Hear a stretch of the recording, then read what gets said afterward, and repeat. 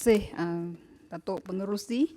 Saya terus kepada Kepala Bekalan B47 butiran 020600 iaitu penerangan JPEN dengan jumlah peruntukan sebanyak 158 juta dikurangkan sebanyak 12 juta berbanding tahun 2020.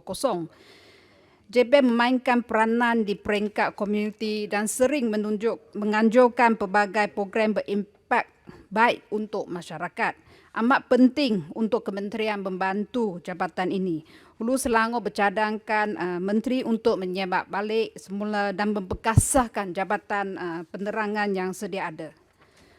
Datuk Pengerusi, seterusnya butiran 02 1000 hal ehwal khas iaitu jasa dan butiran 050 100 perluasan jabatan hal ehwal khas iaitu jasa dengan keseluruhannya jumlah peruntukan yang bernilai tadi yang diperbincangkan 40.5 juta.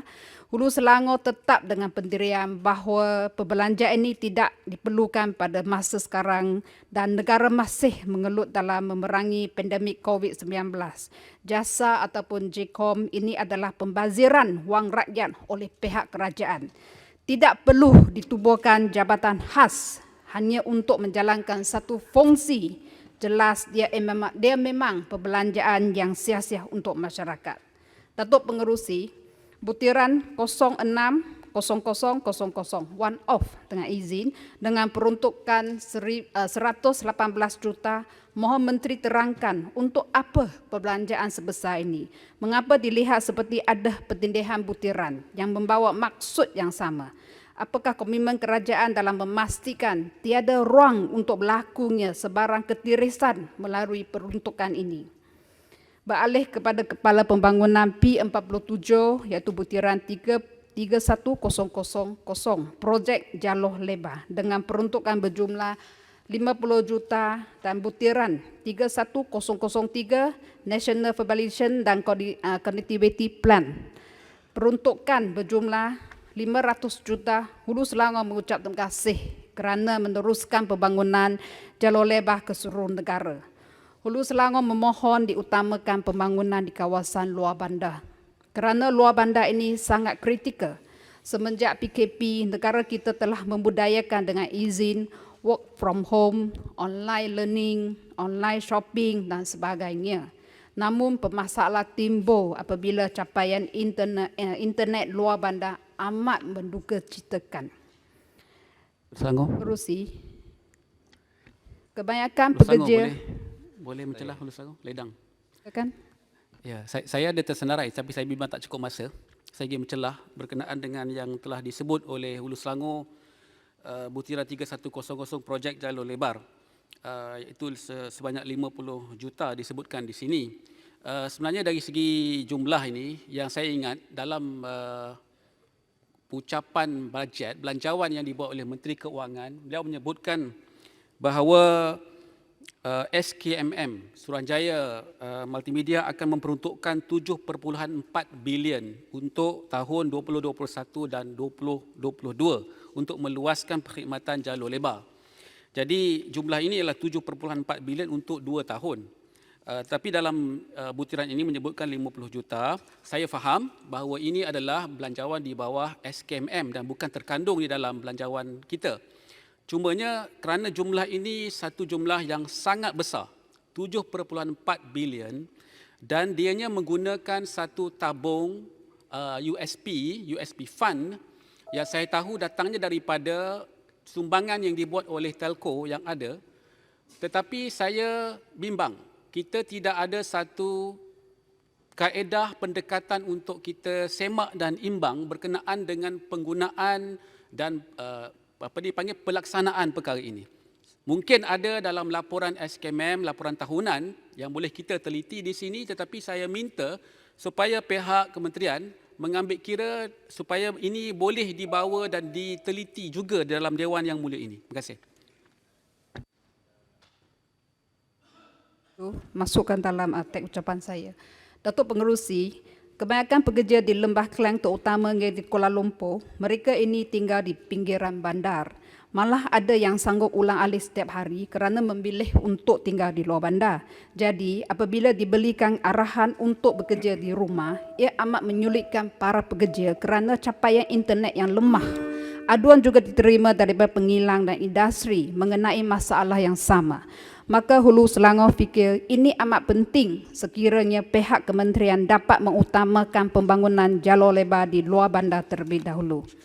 Datuk Pengerusi, sepekata lagi, kerana tidak ada butiran khusus, mohon kementerian menyemak juga dengan telco sedia ada.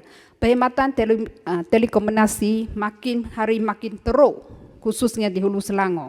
Gangguan rangkaian telco ini juga perkara yang mendukacitakan jika dikatakan di kawasan Hulu Benam.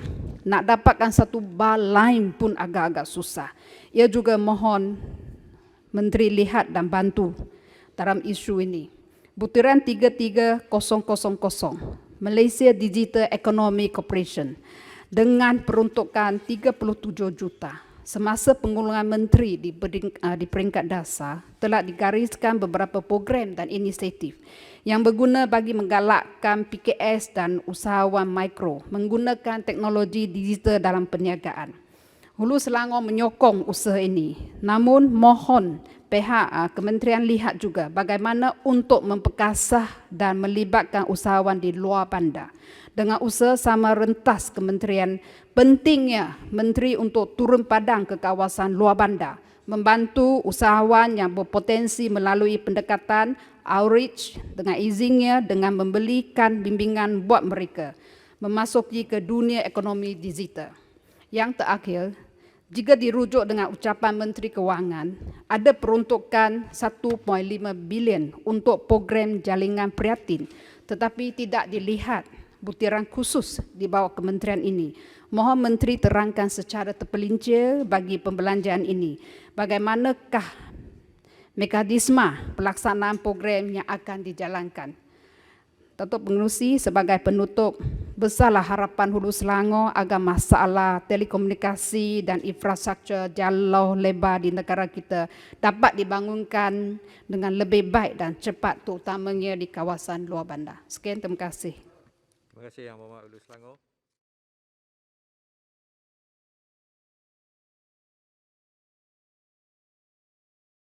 Saya telah jelaskan dalam Dewan ini beberapa kali tentang jendela sebagai roadmap dengan izin untuk kita meningkatkan capaian internet. Saya sedar ada kelemahan-kelemahan di sana sini. Ada dua kelemahan utama yang kita bincang juga dalam kabinet, soal blind spot yang berlaku bukan sahaja di luar bandar yang ditimbulkan oleh Bintulu dan Kinabatangan. Dalam bandar pun kita ada blind spot dan memang dengan izin the last mile itu memang sangat sukar dan sebab itu kita sebenarnya ada perancangan untuk kita meningkatkan lagi, mempercepatkan. Walaupun sudah ada jendela tetapi kita sedang memikirkan bagaimana untuk mempercepatkan lagi pencapaian sebagaimana yang telah disebutkan di dalam jendela.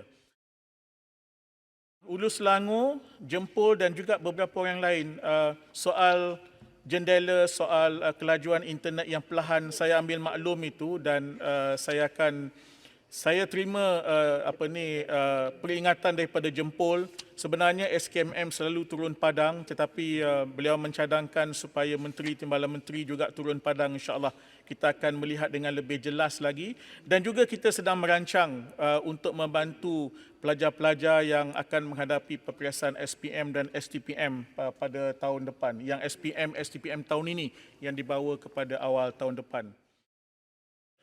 Disambung oleh Ledang tadi bertanya dengan MDEC, memadai atau tidak ini relatiflah Ledang, tetapi kita cuba berbelanja sebaik-baiknya untuk kita meningkatkan pencapaian rakyat kita dari segi e-dagang, dari segi kebolehan mereka untuk mengoptimumkan kehadiran mereka sebagai anggota komuniti digital.